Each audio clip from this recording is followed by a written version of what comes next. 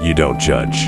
You observe. I always thought America was loud, big, confident, but when you listen closely, it's quieter than that. Everyone sounds like they're running, but no one says where they're going. What listening taught me wasn't about America.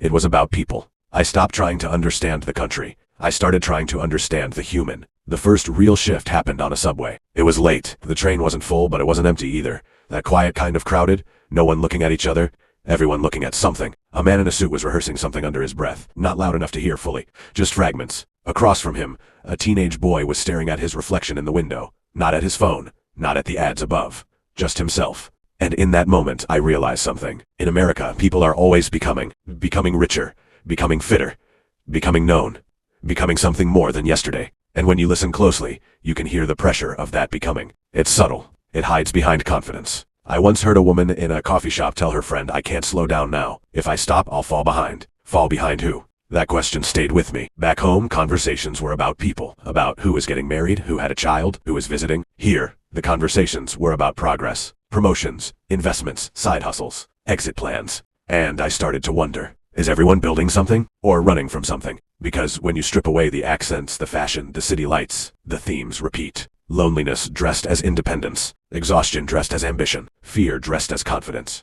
I met a rideshare driver who told me he loved the freedom here. Then he laughed and said freedom just means you choose your own stress. He didn't say it bitterly.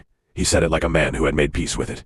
And that's when it clicked. Listening to strangers in America taught me that this place isn't loud because it's happy. It's loud because it's chasing status, security, identity. But beneath that chase, everyone is asking the same quiet questions humans everywhere ask. Am I enough? Am I late?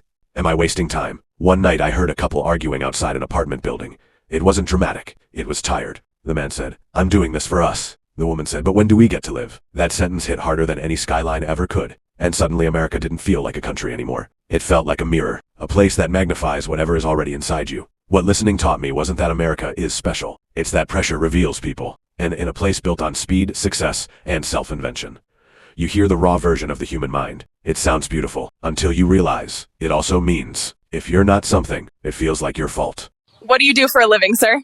In the morning, I do nothing. In the afternoon, I finish what I started in the morning. And in the evening, I rest.